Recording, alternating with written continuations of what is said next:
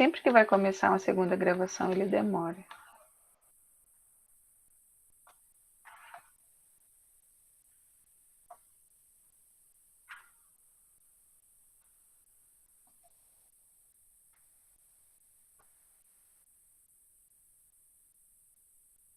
E demora muito. Boa tarde a todos, bem-vindos a mais uma aula de plantas daninhas e métodos de controle. Eu sou a professora Elza Correia, da Unesp Campos de Registro, e vamos continuar falando de mecanismo de ação de herbicidas. O ponto máximo, o foco da aula de hoje é falar sobre os transportadores de elétrons no fotossistema 1, tá? Sobre aqueles herbicidas que vão causar, que vão bloquear o transporte de elétrons no fotossistema 1. Bloqueando esse transporte, a planta daninha, a planta vai ser eliminada, porque vai acontecer uma desintegração das membranas celulares. Tá? Então, inibidor de transporte de elétrons no fotossistema 1 mata a planta por causar desintegração de membranas celulares. E como é que ele faz isso? Tchananã, cenas dos próximos capítulos.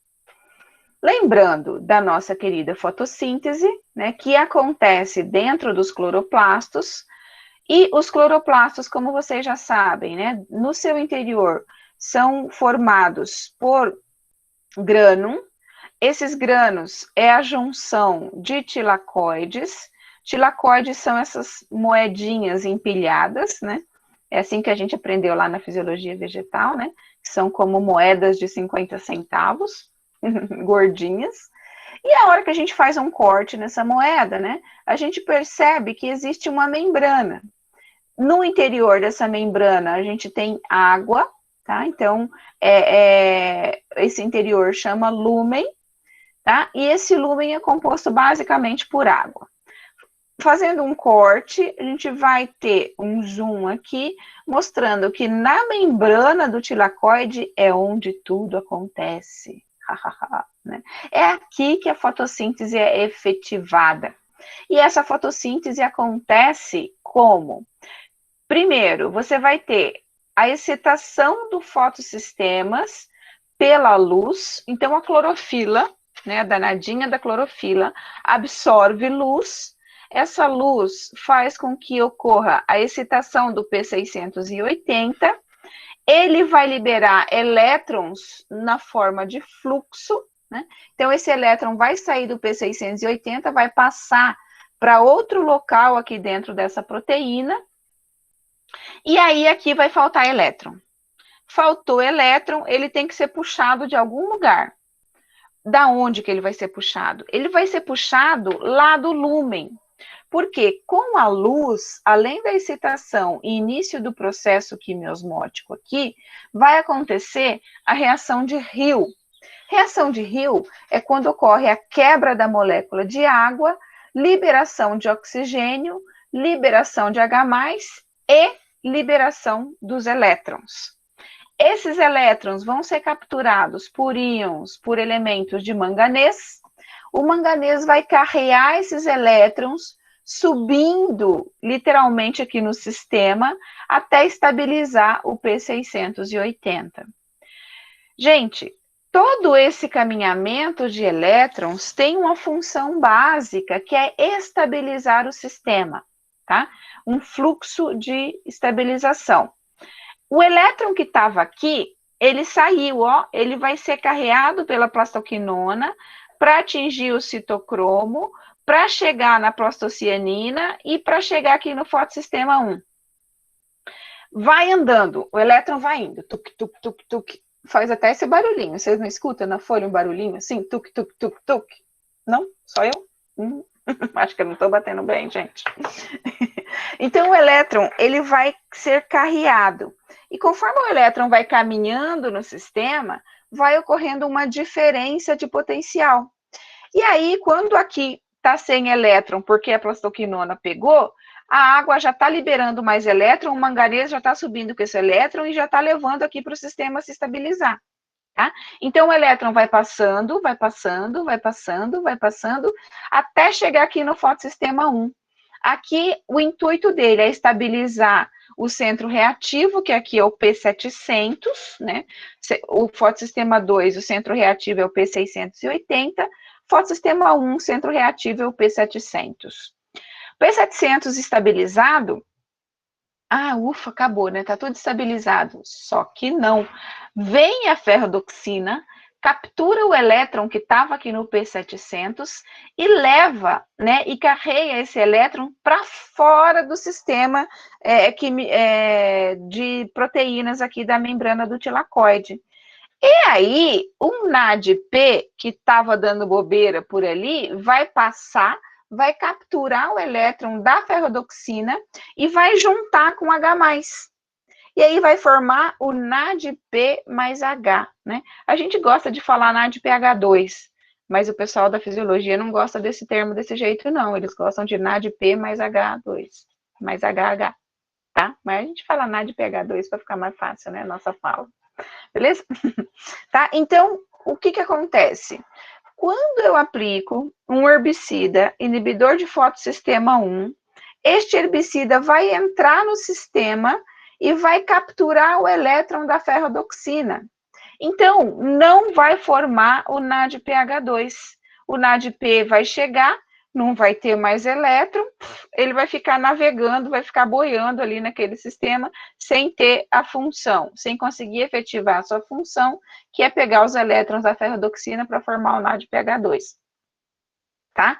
Então, apliquei o herbicida, ele vai capturar o elétron que está aqui na ferrodoxina. Olha lá, tá? Olha, aqui estava mais bonitinho para eu falar, né?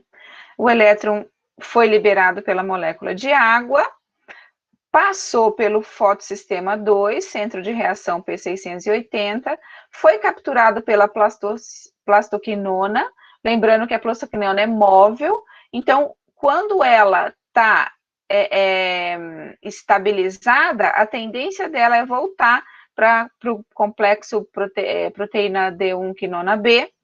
Aqui ela pega o elétron, a hora que ela está com o elétron, ela se move, sai do sistema e leva esse elétron aqui para o citocromo, para o complexo de citocromo. O elétron no complexo de citocromo, ele vai estabilizar o sistema e vai ser capturado pela plastocianina, tá? A plastocianina vai pegar esse elétron e levar esses elétrons, é de 2, tá? Sempre de parzinho, são de 2 em 2 elétrons. Vai levar esse elétron aqui para o fotossistema 1. Esse elétron chegou no fotossistema 1, ele estabiliza o centro de reação, que é o P700, mas a ferrodoxina vem e zarpa esses 2 elétrons aqui para transformar NADP em NADPH2, tá? Quando eu aplico o herbicida, apliquei o herbicida, ó, bipiridilos, esse é o grupo químico aqui envolvido nesse mecanismo de ação, esse herbicida vai capturar o elétron e vai ficar com uma carga que não é dele. Ele vai ficar eletronicamente excitado, tá? Então, o herbicida fica excitado. Quem são os bipiridilos? Paraquat, diquat, tá? Então, paraquat e diquat são herbicidas inibidores do fotossistema 1, porque ele chega, né, o local de ação é aqui no fotossistema 1, capturando o elétron que vem da ferrodoxina, tá? Esse elétron que deveria ir para o NADP, não vai, e aí o herbicida acaba ficando carregado eletronicamente. Beleza. E aí? E daí, né? O que acontece? Por que a planta morre? Por quê? Este herbicida carregado eletronicamente, ele tem uma carga a mais, né? E ele não gostou dessa situação, tá? Deu um crush ali, ele capturou o elétron, mas ele não gostou disso, não. Então, a tendência dele é liberar esse elétron para ele se estabilizar, ficar na forma neutra novamente. E aí, o que ele faz, né? Ele vai se juntar a um oxigênio, se juntou a oxigênio, ele que não é bobo nem nada, pluft, libera esse elétron para o oxigênio. O oxigênio fica com uma carga reativa, que é o que a gente chama de oxigênio sigleto. Esses oxigênios também não gostam dessa situação, né? Então, a tendência dele é sempre se estabilizar. Eles vão se juntar e vão jogar esses elétrons, essas cargas aqui, para uma molécula de água, né, e se junta de água não, ele vai se juntar com o hidrogênio e vai formar um peróxido de hidrogênio. Água não, tá, gente? Desculpa. Eles se juntam, ó, duas moléculas de oxigênio e vão capturar hidrogênio e formar o peróxido de hidrogênio. Até aí tudo bem, né? Essa é uma molécula, é água oxigenada mesmo, né? É água oxigenada, o peróxido, ele está presente no metabolismo dos vegetais, normal, tá? Ele tem as funções dele no metabolismo. Só que o que acontece? Com o elemento ferro, né? O ferro mais 2 vai passar por esse peróxido de hidrogênio, vai capturar elétron e vai se transformar em ferro mais 3. Essa reação, que é a reação de Fenton, né? Vocês já devem ter visto isso também, ou na fisiologia, ou lá na fertilidade. Essa reação de Fenton é uma reação que está acontecendo constantemente dentro do vegetal, é normal, só que como você aumentou muito a liberação de carga por causa da presença do herbicida, a reação ela acontece em cadeia, vai ser rápida, então vai formar muito ferro mais 3, muito, muito. E esse ferro, e essa transformação de ferro mais 2 em ferro mais 3 vai liberar o peróxido, né? A hidroxila, radical livre de hidroxila, tá? Então, você tem hidroxilas sendo formadas com radicais livres. E esse radical livre, o que ele faz? Né? Então, ele tem um elétron, tem uma carga sobrando aí. A tendência, gente, de toda molécula no metabolismo é se estabilizar. Então, ela fica doida, né? Então, essa hidroxila fica doidinha com uma carga sobrando. O que eu faço com isso? Socorro, batata quente na minha mão, né? Eu quero jogar para alguém, eu tenho que jogar esse negócio embora. O que essa hidroxila faz? De novo, ela vem e se liga nas perninhas dos lipídios da membrana celular. Então, essa danadinha aqui, ó, dessa hidroxila, né? Ela fala, meu Deus, e agora? E acha um tonto, acha uma estruturinha mais boba, que são os lipídios da membrana celular, e vem se acopla a esses lipídios. Assim como acontece nos mecanismos anteriores, este acoplamento das hidroxilas com carga reativa aqui vai fazer com que os lipídios que estavam bonitinhos, né, ali, ó, um do ladinho do outro estabilizando a membrana, eles abrem as perninhas. Ele abre a perninha, imediatamente já desestabiliza essa membrana. E essa cabecinha de fósforo, ó, que estava bonitinha, uma atrasinha da outra aqui, formando a membrana, vão ficar soltas, porque as perninhas de lipídio já não estão dando mais a estrutura para essa célula, para essa membrana, perdão, e puff, arrebenta tudo. Aí fica todo mundo vagando no além aí, no limbo, tá? Então, a oxidação, o processo de estresse oxidativo que acontece é esse, tá? Então, pela aplicação do herbicida, ele vai capturar elétrons que vêm do fotossistema 1, esse herbicida se torna uma molécula reativa, a tendência de toda molécula é se tornar estável, então ele vai se estabilizar como? Capturando um oxigênio, aí ele se estabiliza, né? Ele doa este elétron para o oxigênio que fica desesperado, porque ele também não tem este costume, ele não é desses, de ficar excitado desse jeito, ele se junta a outro coleguinha para eles se estabilizarem, né? E nisso eles vão acabar formando um outro elemento, que é o peróxido de hidrogênio. Essa estabilização dos oxigênios aqui, ele é mediado pela SOD. SOD é uma enzima, né, que o nome inteiro dela é superóxido dismutase, e ela vai juntar hidrogênio e formar o peróxido de hidrogênio. Então, a partir da junção de dois oxigênios, com a ação da SOD, tem a incorporação de um H+, e forma H2O2. Esse H2O2, por sua vez, estava ali, tudo bem, até aí nada aconteceria, se não fosse ferro, né? Então, o ferro passa por aqui, Pode ser cobre também, tá? Mas o mais comum é que essa reação aconteça em função da presença do ferro.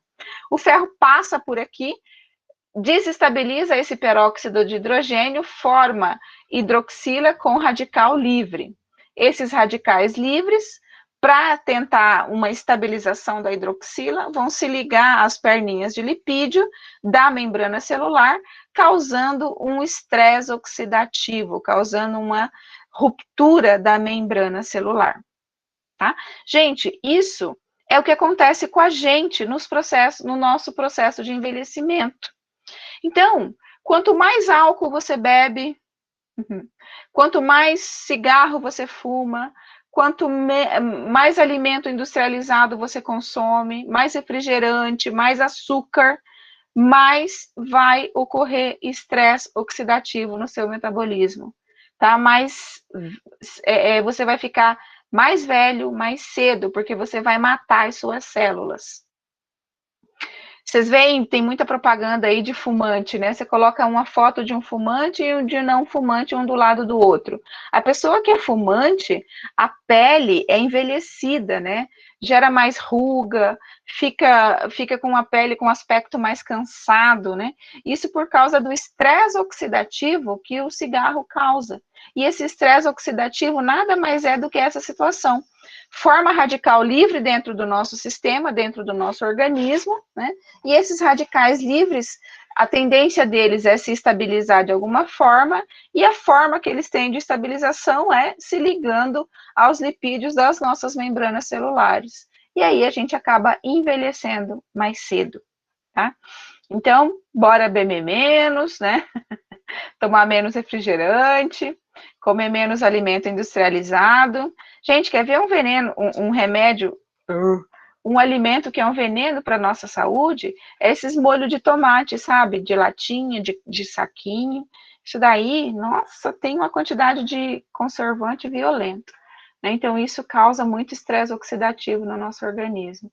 Mas não é menos do que refrigerante, por exemplo, né? Refrigerante também dá muito estresse oxidativo, do que o álcool, do que o cigarro, do que outros alimentos industrializados.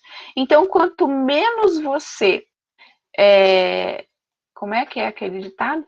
Quanto menos você desembalar e mais você descascar na sua alimentação, mais saudável vai ser o seu organismo, porque vai formar menos estresse oxidativo. E o consumo de vegetais verdes, né, ajuda muito na eliminação desse estresse oxidativo, porque esses vegetais têm constituintes que vão capturar esses elementos tóxicos aí do nosso organismo. Falou a nutricionista, né? Tá bom, gente? Então, o estresse oxidativo é o que vai causar a morte do tecido, é o que vai causar a morte da planta, tá? Algumas características desses inibidores de fotossistema 1. São herbicidas, basicamente, de contato, tá? Então, todo inibidor de fotossistema 1, ele é um herbicida de contato. São praticamente imóveis na planta. Com isso, né, a gente conclui que são herbicidas de pós-emergência, de contato, então ele tem que pegar na folha, tá? São pós-emergentes, a ação é total, tá? Então ele mata todo mundo, não existe uma seletividade efetiva aqui para esses produtos. Tem rápida penetração e absorção foliar, tá? Então não é igual um glifosato da vida que precisa de tantas horas sem chuva, porque ele tem um cotransporte do tipo antiporte, ele precisa cruzar a membrana, cruzar a proteína, é complicado, né? Então aqui não, aqui ele penetrou, absorveu, é rápido. Penetra na célula através de transportadores de poliaminas, tá? Então, são moléculas pequenas que passam aí por esses carreadores, esses canais aí, transportadores de poliaminas, tá? Então, é bem mais fácil, bem mais simples a entrada, a absorção de inibidor de fotossistema 1. Não sofre metabolização via de regra, possui alta adsorção aos coloides do solo. Pessoal, a gente vai ver lá na parte de característica físico-química que os inibidores de fotossistema 1 são amônias quaternárias, tá? São herbicidas extremamente básicos. Então, a gente sabe que no solo tem um trem chamado CTC, né? Então, os solos que têm alta CTC, eles têm muita carga livre, muita carga negativa. E os inibidores de fotossistema 1, por serem herbicidas extremamente básicos, a hora que bate no solo, eles já se ligam a esses constituintes do solo, já se ligam nessas cargas livres do solo. Ele se ligando ali, já era um abraço pro gaiteiro, ele não sai, tá? Então, esses herbicidas, eles vão ser decompostos por micro-organismos, mas eles não vão se desligar tão facilmente desses colóides do solo aí. Então, quanto melhor for a CTC do seu solo, mais fixado esses herbicidas, essas moléculas vão ficar a esse solo, tá? E aí tem uma questão, tem um problema, ó. Folhas empoeiradas e argila na água inativam o produto, justamente por causa dessa alta absorção aos colóides do solo. Então, se tiver, por exemplo, se estiver fazendo a aplicação e tiver muito seco e levantando muita poeira, e a poeira cair em cima das plantas, principalmente quando a gente fala de planta que está na beira da estrada, na beira dos carreadores, né? E aí fica com aquele poeirão todo, a planta fica marrom. Então, é complicado você fazer a aplicação de um produto desse numa condição dessa, porque aí o produto não vai ser absorvido, porque ele vai ficar retido na poeira que está em cima da folha. Ou se a sua água é suja, tá? A água suja também é complicado. Se tiver argila nessa água, o produto vai entrar, vai se ligar nessa argila e não vai ter função como herbicida, porque ele vai ficar preso, né? Então, a carga dele, que tem a função de caminhamento aí dentro da planta, não vai funcionar porque ele vai ficar preso a essa argila do solo, da água, tá? Então, cuidado com qualidade de água, cuidado com a questão de planta suja, porque senão a gente pode inativar esse herbicida no momento da aplicação, tá? Como nós falamos, né, os bipiridilos são os bipiridilos, você só tem um grupo químico aqui, tá? São só esses. São amônias quaternárias, né? Então, produtos extremamente básicos, muito fortes. Aí nós temos dois ingredientes ativos únicos aqui, o paraquat e o diquat. Nós já sabemos de todo o problema que nós temos com o paraquat aí na legislação, né? A gente não está podendo usar, mas tem o diquat que tem a mesma função, o mesmo ingrediente, outro ingrediente ativo, com o mesmo mecanismo de ação. Então, esse é o efeito de um inibidor de fotossistema 1 na cultura do milho, né? Então, a aplicação olha, uma questão aqui, gente, que nós falamos aqui atrás, ó. Nossa, não coloquei. Quando eu faço a aplicação de inibidor de fotossistema 1, eu tenho que ter garantias da qualidade da minha pulverização.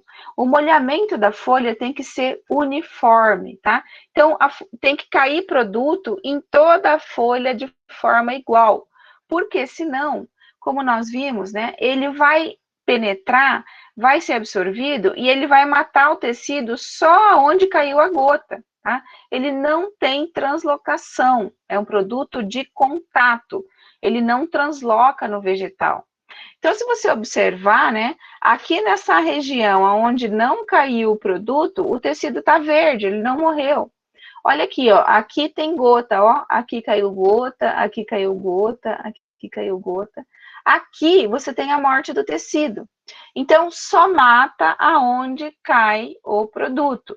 Então, quanto melhor for a minha área de molhamento com o ingrediente ativo, mais eficiente vai ser a minha pulverização. Olha esse exemplo aqui do milho, ó. Né? Então, caiu inibidor de fotossistema, foi paraquat aqui, ó. Caiu o paraquat aqui, caiu aqui, caiu aqui. Mas você percebe que onde não caiu o produto, ó, a folha está verde. Então, ele pode matar esse ponteiro, essa ponta da folha, e esse resto aqui continuar metabolizando normalmente. Ó, aqui não pegou nada de produto. Então, não vai matar, isso aqui vai continuar intacto. Aqui tem um tecido morto, outro tecido morto, né? Esse lado aqui, ó, tá tudo pipocado a folha. Então, só vai matar o tecido aonde cair o produto, ele não transloca, tá? O que se faz em regiões de grandes lavouras, assim, que você quer efeito rápido do paraquat? Dá para fazer aplicação noturna, mas ele não vai atuar à noite, porque ele só vai funcionar quando o transporte de elétron no fotossistema estiver efetivo, né? Então, enquanto o P700 estiver mandando elétron para a ferrodoxina, ele vai atuar. Se o transporte de elétron está parado, né, durante a noite, que não tem excitação luminosa, ele não vai, o herbicida não vai funcionar, tá? Então, o pessoal faz aplicação noturna, com isso, ocorre um espalhamento do ingrediente ativo dentro da planta, né? Então, ele dá uma ajeitadinha, ele não é que ele vai ser sistêmico, não é que ele vai caminhar dentro da folha, ele vai se distribuir um pouquinho, tá? Então, vai aumentar a área de ação do ingrediente ativo efetivamente aí. Tá? Então, dá para fazer esse tipo de manejo. Mas, gente, inibidor de fotossistema 1 é extremamente rápido, é bater e valer. Se você está num dia como hoje, né, o sol está trincando lá fora, e você fez a pulverização dele de manhã, quando é o final da tarde, você já tem a dessecação pronta, já está feito. Tá? Então, ele é muito rápido, a ação é rápida.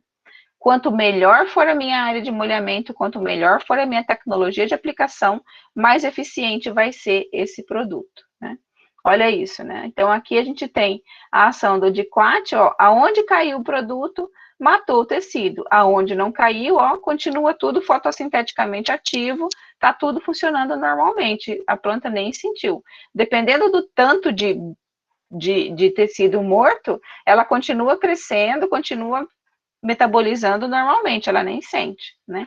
Então, quanto maior for, de repente não pega tudo, mas pega aí 80%, 85% da folha, já garante aí a eliminação dessa planta, tá? Olha aqui o paraquat no algodão, né? Então, você percebe que tem uma gota grande aqui, aqui, aqui, né? Então, ele só vai matar o tecido onde pega o produto. Aqui não pegou nada, ó. Então, pode ser que essa planta continue, pode ser não, ela vai continuar crescendo normalmente. Aqui já nasceu uma folha jovem, ó, então ela já vai crescer e essa cultura vai conseguir ser produtiva. Aqui, vamos ver se vai. Aplicação do paraquat no feijão. Não foi. Ah, foi. Ai, que lindo. Esse vídeo a gente já viu, né? O mecanismo de ação anterior. Ó, como nós falamos, esse mecanismo de ação é bater e valer. Então, eu apliquei hoje mesmo ele funciona, ó. Então, no dia 1, você já tem a ação do paraquat aqui funcionando, bloqueando o transporte de elétrons. Presta atenção. Nessa região aqui, ó, a região meristemática, e nessa região de crescimento inicial, não pegou produto, não tem paraquat aplicado. Então, presta atenção no que vai acontecer. Ó, segundo dia, a folha já secou, tá totalmente morta. Segundo dia ainda, ó. Terceiro dia, ó. Ó, essa folhinha aqui tinha pego o produto. Quarto dia, quinto dia. 6 dias depois, nada aconteceu com essa planta, né? Então, para eu usar um herbicida desse, de contato com inibição de fotossistema 1, eu tenho que ter garantia da tecnologia de aplicação para ser adequada, para ser uniforme, para eu ter eficiência. Esses produtos são muito utilizados em manejo pré-colheita, tá? Porque normalmente, né, se você está com o tempo seco, a cultura já está com a semente lá em maturidade fisiológica, eu tenho que entrar colhendo. Mas aí tem muita corda de viola, tem muita trapoeraba, tem buva, né? Minha área está com um monte de planta daninha. O que eu faço? Entro com a dessecação rápida, utilizando um produto de contato, né? De hoje para amanhã eu já consigo entrar na minha área colhendo aí a minha lavoura. Tá? Então, para dessecação, pré-colheita, usa-se muito esse mecanismo de ação por causa da rapidez com que ele atua no processo, tá? Só que, né, se eu vou usar um produto desse para manejo pré-semeadura, nós temos que tomar um cuidado muito grande, né? Porque a rebrota, ela é rápida também. Então, pode ser que a rebrota venha antes da germinação, e aí eu não vou conseguir ter um pai muito longo, né? Não vou conseguir ajudar muito minha cultura na fase inicial de desenvolvimento. Tá? Então, o inibidor de fotossistema 1 é muito mais usado para manejo pré-colheita. Não é uma regra, obviamente, né? Depende da lavoura, depende do sistema de manejo que você vai utilizar, mas é mais comum. Tá? Aqui, ó, paraquat no milho. Presta atenção no dia e nas regiões meristemáticas. Ó, terceiro dia, ó, o milho está mais duro aqui. Está demorando mais. Mas ele vai. 5 dias depois, ó, você já tem a dessecação completa da planta. Só que aqui nessa região meristemática, onde não pegou produto, a planta rebrota e vai crescer de novo. Algumas plantas, elas possuem a capacidade de produzir grandes quantidades de agentes desintoxicantes, tá? Mas isso não é tão comum não, tá, gente? É bem difícil. Uma espécie olerícola que tem essas habilidades é a rúcula, né? Rúcula produz bastante sódio, por isso que rúcula é tão bom para o nosso metabolismo. Vocês gostam de rúcula? Comem rúcula? Rúcula é ótimo, gente. Tem muita sódio, sódio desintoxica, né? Vamos fazer suco verde com rúcula. Couve e rúcula, né? Então, tem muita sódio, essa sódio vai fazer com que ocorra a junção dos oxigênios singleto, transformando eles em peróxido de hidrogênio, né? Com a junção de H+ aí no sistema, e eliminando o efeito tóxico, tá? Então, sódio, catalase e peroxidase vão ter essas habilidades, tá? Vão capturar, né, os elementos tóxicos, vão capturar os peróxidos, aí antes que eles causem a formação de hidroxila oxidada. Vão limpar o sistema. Tá ok? Então, por hoje é só. Terminamos de falar do mecanismo de ação, que é a inibição do fotossistema 1. Muito obrigado pela audiência. Nos vemos na próxima oportunidade.